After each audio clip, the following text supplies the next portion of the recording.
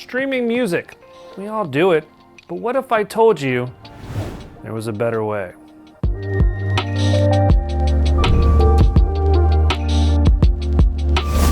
Okay, when most people stream music, you're thinking they queue up Spotify or Apple Music on their phone and jam away, right? Sure, there's a place for that, I suppose. But if you're wanting better sound quality from your streaming experience, it might be time to upgrade to a standalone music streamer. We say time and time again, you'll find better quality when you start dividing up individual tasks for individual standalone devices. Standalone DACs, streamers, amplifiers, etc. Matrix Audio makes some of the best music streamers on the market. Fight me. I'll stand by their products any day of the week. They have an entire lineup they call the Element series, offering top-tier performance and sound in some sleek-looking boxes. They're on their second generation of products now, and it's hard for me to say anything bad about them. That's why I had an Element X or an X2 on my desk as my testing baseline unit until Chris stole it and I haven't seen it since. The new Element S is the first standalone music streamer for Matrix Audio with USB DAC outputs. That is, it doesn't have a DAC or integrated amplifier. It enables streaming audio functionality for your current audio system. The Element S is one of the easiest devices to incorporate streaming into your current system. Simply plug it into your DAC and the rest of your audio chain and you're good to go. That's right, I'll mention the fact that there is no DAC in the streamer, but we'll get to more about why in a bit. Let's check out what makes the Element S one of the top music streamers under $2,000 at $1,499.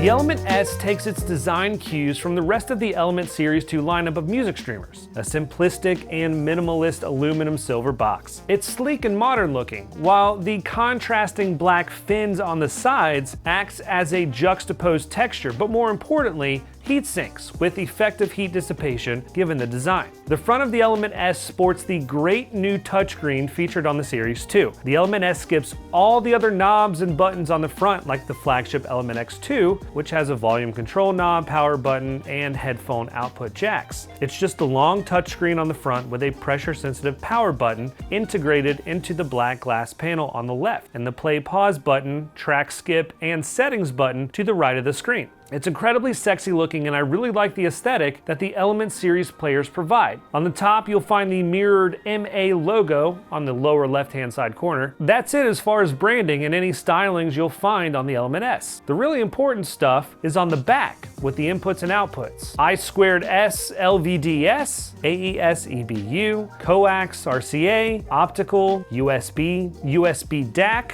Type A, USB audio, USB powered Type C, LAN, and then power. It's a universal design that is meant to blend in with whatever gear you already have, and the Element S is just as unassuming on the outside to get away with it.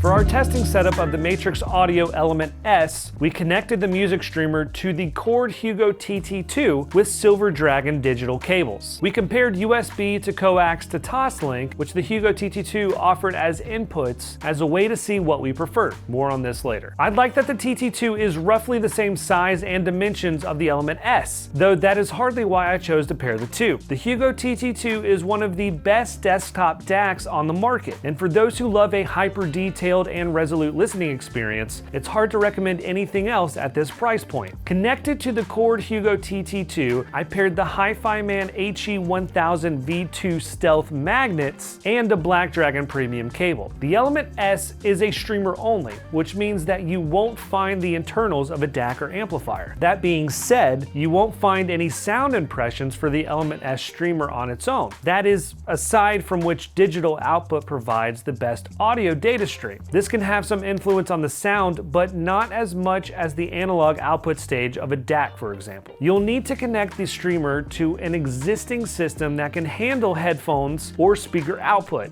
In this case, that is the Hugo TT2 for my setup. The Element S is my source, providing all the music I need from either an attached external storage drive or from the streaming integration itself through the MA Remote app. I'm controlling the app through my phone right now, and that's how I'm selecting the the music I'm listening to. This is normally where I talk about my sound impressions, but as I said before, given the nature of the device, there aren't proper sound impressions of the Element S, since its job is to stream the music and send it in all its purest form to whatever I'm connecting it to. I can only attest that the signal and data is clean. I have it running to the Core TT2 via coax. That being said, the Element S doesn't have a signature, it just does, and what it does extremely well. Bit-perfect data transfers, no altering of the data whatsoever. So if you're in the market for a standalone music streamer, then great, the Element S is one of our top choices. But how does it stack up to some others out there? Let's consider two streamers in particular here.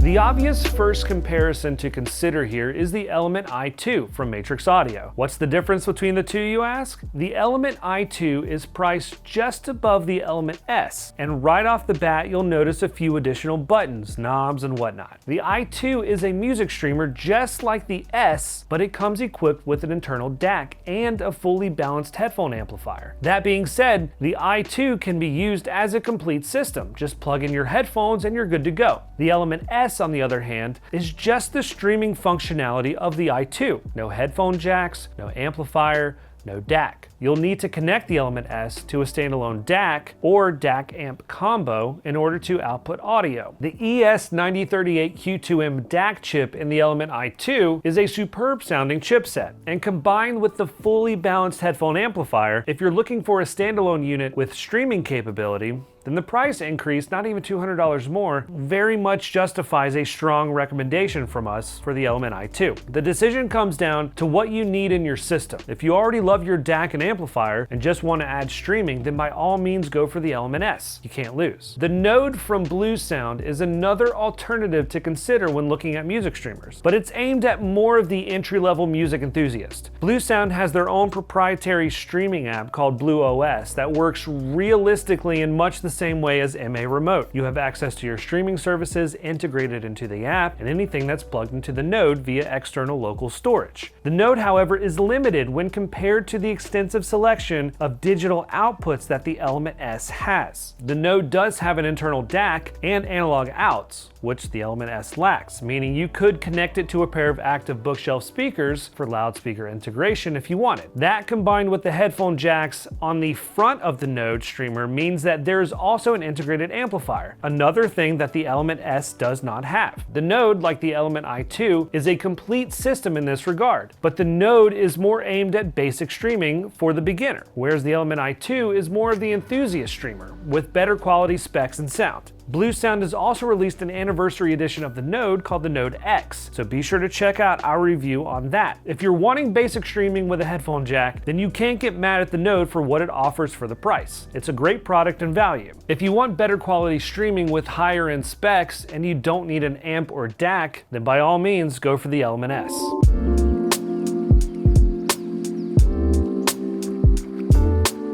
One of the true highlights of the Matrix Element S streamer is the plethora of digital output options. Everyone at Moon Audio, especially Drew, is excited about the I2S or I2S digital audio connection. I2S is a native data stream format. It provides a signal without any sort of outside influence. The easiest way to explain this digital stream is to think about a CD player. The data that is pulled off the CD disc and is sent into the decoding DAC chip is in the format of I2S.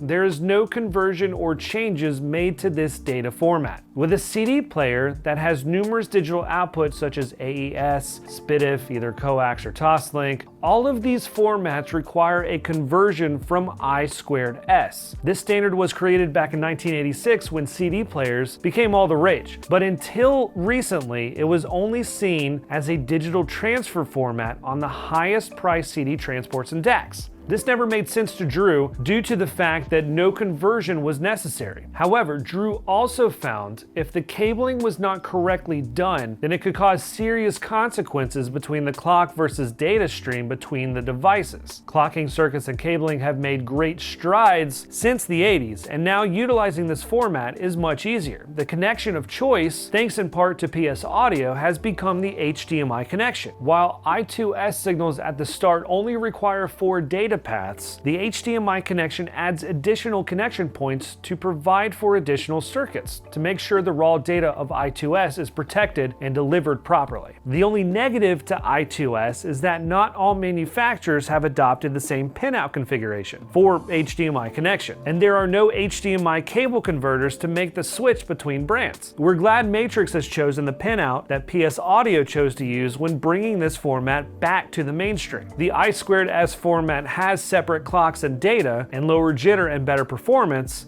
if handled properly. The AES and SPDIF coax RCA connections are either converted from I2S to their associated formats, or in most applications, these are pulled from the DAC chip. The DAC chip usually offers not just analog output conversion, but can also provide digital outputs that have been reclocked and are either in the output impedance format of 110 ohms for AES or 75 ohms for coax RCA. The way you convert one of these formats to the other is by the use of a small impedance transformer. If giving either format typically AES is almost always going to sound better, especially if it was the format that did not have the transformer in the path. A Toslink SPDIF connection is going to require a conversion from an electrical signal to a light signal stream. The best thing about Toslink is that it totally truncates the electrical connection between devices, therefore taking any sort of potential noise 100% out of the equation. The negative to Toslink is there have been no strides in chip technology to really make them sound good. And of the 4 formats talked about so far, it's our least favorite in terms of performance. The last digital connection is USB. Of the other 4 connections, the USB connection is the most flexible. Whether you want to pass PCM or DSD, native DSD, or DOP DSD, and just about every bit of depth and resolution, the USB connection can do them all. However, whether the USB connection sounds as good or worse than any of the other formats we talked about really comes down to the USB conversion circuit and path utilized in the upstream and downstream devices. There is so much more that can go wrong here in terms of sound quality that it takes a little more A/B testing on your part to determine whether this format sounds better to your ears. We can assure you that the USB digital output on the Element S is first rate and you will be happy with it, but our recommendation is to utilize the I2S connection if you have a DAC that will support it for optimal sound quality.